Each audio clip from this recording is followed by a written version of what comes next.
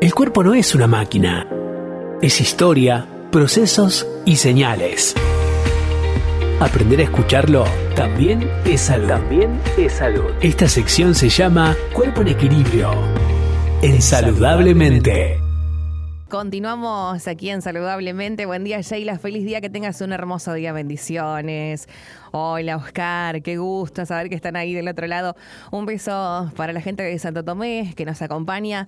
Y bueno, y les recordamos que estamos a través de cadenaongo.com.ar y que hay una sección allí donde pueden mirarnos en vivo para ver, lo que hacemos y cómo estamos trabajando aquí en la radio, para que nos acompañen a través de la imagen también. Y bueno, y a la gente que nos escucha a través de la aplicación también le mandamos un beso grande. A la gente que nos sintoniza mediante la radio, ¿no? En la 87.9, 98.5, en un montón de repetidoras también a lo largo de Santa Fe.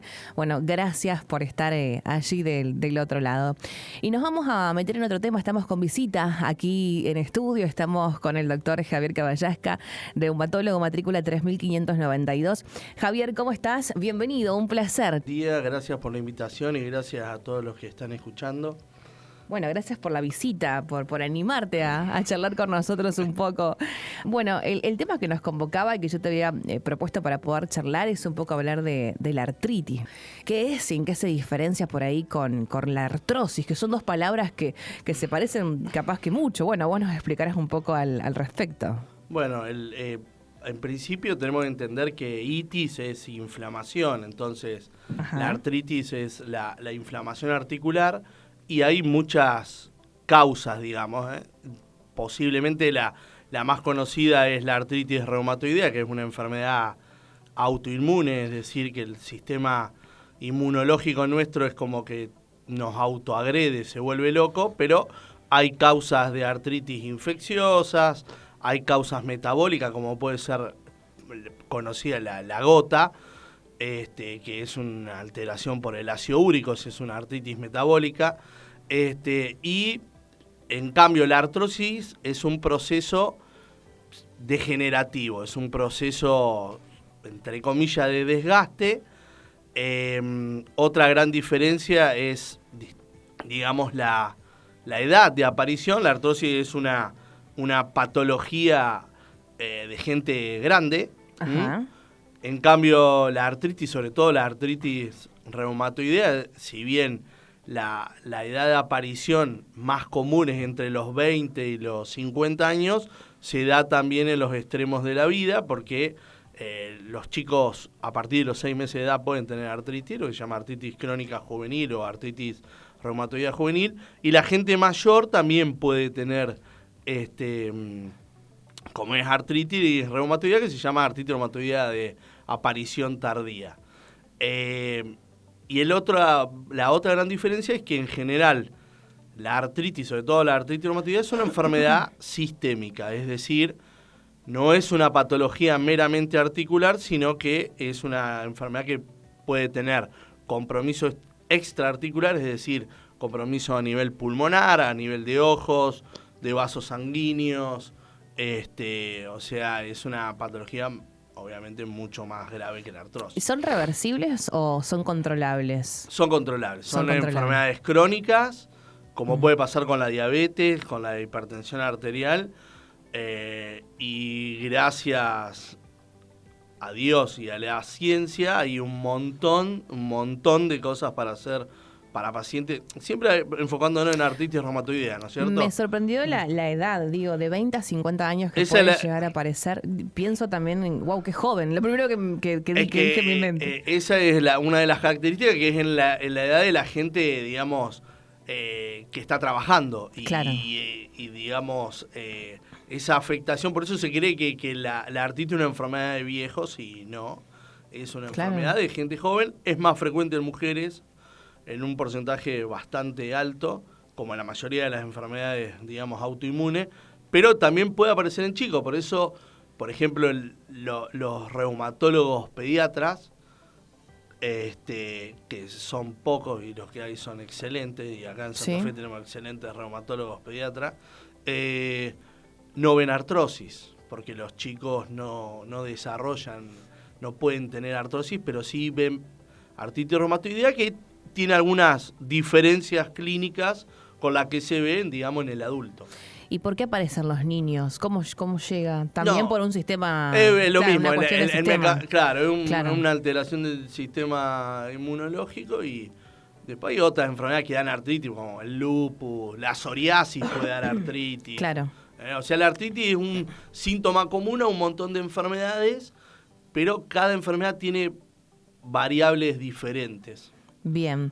¿Y esto puede venir también en una cuestión de los genes o no? No son enfermedades... Hereditario, a eso me refiero. No son enfermedades congénitas, no quiere decir que si la madre, por ejemplo, tiene la hija o el hijo va a tener, pero hay una mayor predisposición familiar. Bien. Perfecto. ¿Y cómo se da cuenta una persona que puede estar atravesando artritis, por ejemplo? ¿Hay señales?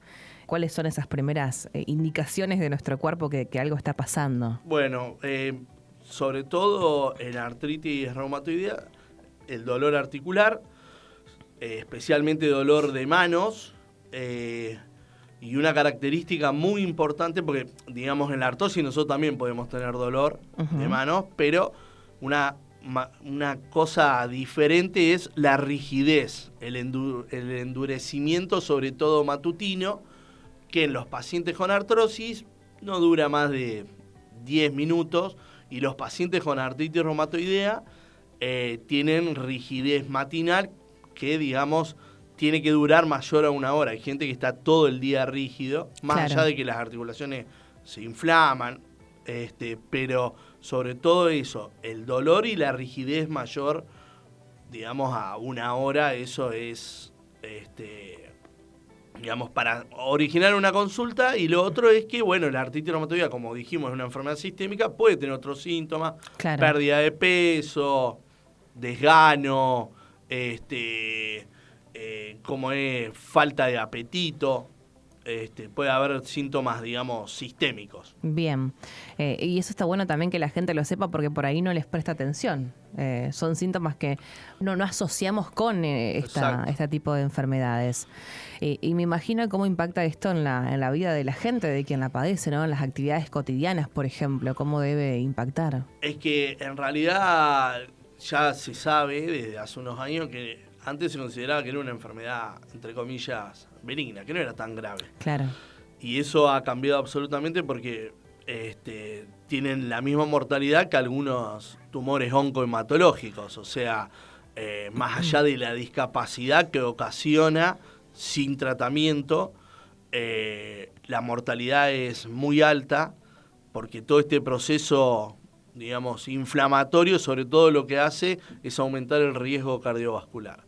Claro, es como que todo termina estando conectado con todo. Exacto, todo termina estando con todo y por eso es súper importante un diagnóstico precoz y un tratamiento agresivo para, digamos, hacer una vida normal. Bien, ¿y qué sería un tratamiento agresivo, por ejemplo? El tratamiento agresivo es empezar, digamos, tempranamente. Bien. Hay un montón de medicación, digamos, drogas que lo que hacen es encaminar el sistema inmunológico y que esas en general son medicaciones que se consiguen fácilmente. Lo que ya es un poco más complejo por ahí el tema de las drogas biológicas, que tampoco es para todos los pacientes, sino para pacientes que son muy, digamos, tienen una enfermedad muy agresiva, muy refractaria, pero la mayoría de la gente anda muy bien con medicación simple, si se quiere. Bien, siempre que esté controlado. Exacto, claro. Lo que se llaman drogas modificadoras de la enfermedad. O sea,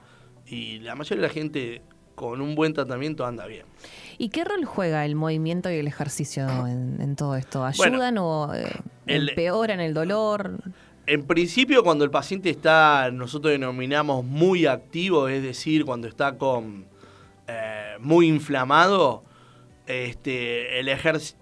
Siempre hay que hacer ejercicio, ¿no? Sí. O sea, no sirve que el paciente esté en la cama, porque eso ocasiona pérdida de masa muscular, también provoca pérdida de calcio en el hueso, o sea, osteoporosis, pero debe hacer un ejercicio adaptado a su situación. Claro. Después, cuando está bien, el paciente no tiene contraindicación para hacer ningún tipo de ejercicio. Si está inactivo o con poca actividad de la enfermedad, puede hacer lo que quiera. Obviamente, también eso nos ayuda a nosotros para el tema cardiovascular, para que el paciente no suba de peso y sobrecargue las articulaciones. Entonces, en los momentos de mayor actividad, el ejercicio tiene que ser regulado, pero después debe hacer vida normal. Debe hacer vida normal. Claro, porque también me imagino que hay que manejar las emociones y todo lo que conlleva, ¿no? No sé, enterar que tenemos, que estamos atravesando la artrosis, verlo y empezar a sentir lo que sentimos en las articulaciones. Digo, las emociones también deben hacer lo suyo en todo eso. Sí, digamos, todo el estrés, ya sea bueno o malo, porque no es siempre que pasa algo malo, pero nosotros lo que vemos, por ejemplo, fin de año, y muchos pacientes tienen un brotecito, porque bueno, viene la fiesta, momentos de cierre, de juntarse con gente con la que a veces no te querés juntar, y entonces eso ocasiona que los pacientes muchas veces tengan un poco de actividad de la enfermedad, o se casa alguien o se mudan, es decir, todo el sistema psicoinmuno-neuroendocrino comienza a alterarse y el estrés puede hacer que la enfermedad se active, pero en general se controla fácil. Por eso también muchas veces nosotros sugerimos la consulta psicológica para que el paciente pueda entender lo que tiene y hacerse cargo de esto. Sí, es esto que hablábamos con distintos médicos de lo interdisciplinario. Exacto.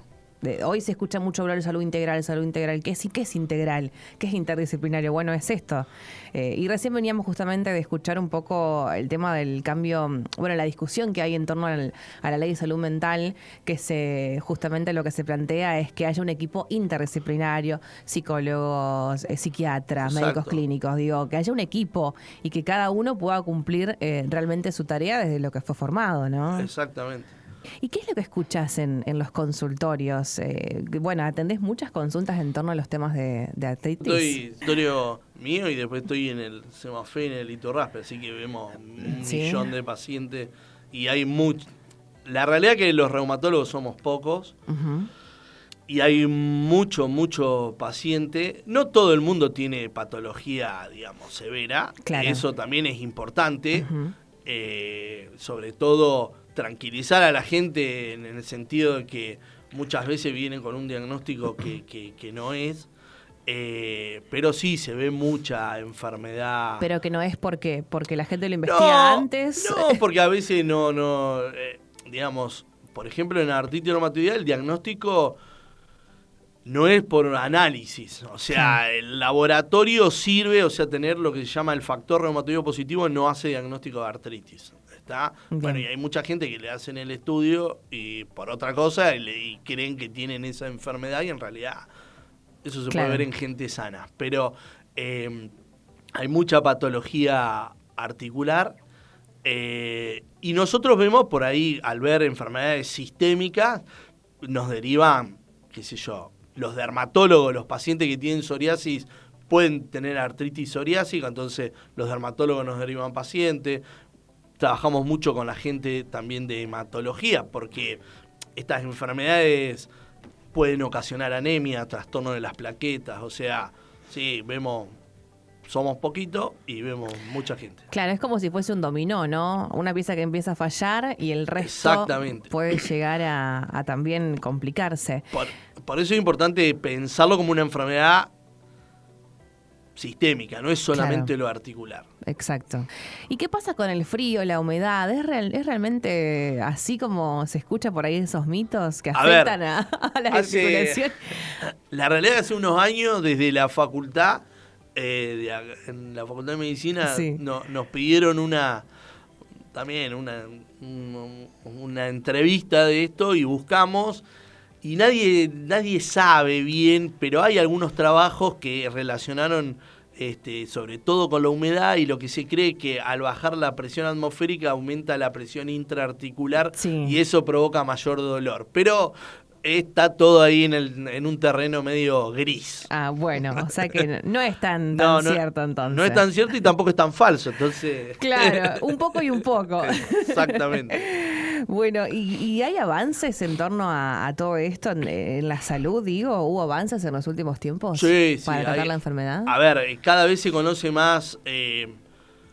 digamos, no hay una sola causa, no hay una sola etiología, pero cada vez se va a lo más fino, a la célula que afecta, cada vez las terapias están más dirigidas, y la realidad es que hoy se ha avanzado muchísimo. Reumatología es una de las especialidades en las cuales más estudios clínicos hay. Obviamente no llegamos al nivel de oncología, o de neurología, pero hay mucho estudio, mucho avance en tratar, no de curarlo, porque yo no sé si alguna vez se va a lograr eso, pero que cada vez las medicaciones sean más específicas y con menos chance de tener por ahí efectos adversos. Bien. Y la verdad que hay de todo. Efectos adversos en cuanto a los medicamentos. A los medicamentos, sí. ¿Qué papel juegan los alimentos también, nuestra alimentación en esto? Sí, existe todo esto de la dieta antiinflamatoria, sobre todo... tenemos que acordarnos que... Sí, en redes encima hoy en día... Sí, lo cual, digamos... a ver, tampoco es mágico, ¿estamos? O sea, no es que porque si uno come lechuga todos los días... se va a antiinflamar, pero digamos sí disminuir el consumo de harinas. Y lo otro es, tenemos que acordarnos que estas enfermedades tienen mayor riesgo cardiovascular, con lo cual hacer una dieta baja en grasas, lo ideal sería obviamente la dieta mediterránea. Nosotros es muy difícil, el aceite de oliva es caro. Pero y está caro, doctor. Claro. Que no, pero el no aceite, viene siendo prioridad. El aceite, claro. Pero si uno pudiera conseguir un aceitito de oliva. Por supuesto. Y digamos, bueno, el consumo de frutas, de verduras, o sea, una dieta equilibrada tratando de no comer por ahí tantas carnes rojas. Y bueno, y estar atentos también para hacer la consulta. ¿En qué momento cree usted que es crítico hacer la consulta y dejar de dar vueltas, de postergarlo? Y sobre todo cuando uno empieza a notar que el dolor persiste, que la rigidez, que le empieza a limitar las actividades de la vida diaria. Entonces, ahí yo creo que uno tiene que consultar. No es que, digamos, estas son enfermedades crónicas, no es que un paciente con artritis tiene dolor hoy y dentro de 15 días no tiene más nada. No. Son enfermedades que cuando empiezan, esto continúa en el tiempo. Claro, o sea, pueden llegar a empeorar. Claro, ese es el tema. Entonces tratar de si el dolor persiste, si la limitación persiste, si ya empieza a alterar el día a día, hay que consultar. ¿Y puede llevar a una artrosis? O sea, la artritis reumatoidea. Vamos a hablar de artritis reumatoidea porque si no de todo un... Sí, son muchas, claro. Son un montón de enfermedades, pero digamos, si no se trata al destruir la articulación, termina provocando artrosis. Claro, perfecto. Bien. Pero igualmente nosotros tenemos lo que se llama la artrosis primaria, que tiene que ver con la edad.